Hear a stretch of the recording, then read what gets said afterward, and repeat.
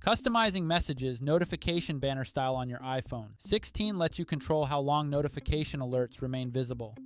This will help you manage message alerts according to your preferences. Here's how it's done. To begin, swipe up from the bottom of the current display to head back to the home screen. From the home screen, tap on the settings icon. In the settings menu, scroll all the way down and then tap on apps.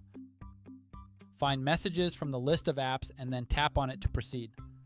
Once you're in the Messages app settings, find and then tap on Notifications. Now, scroll down to the Alerts section and tap on Banner Style.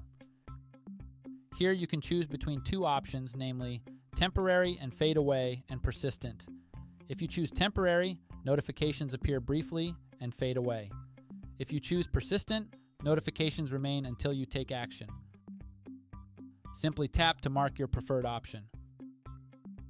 And that's it.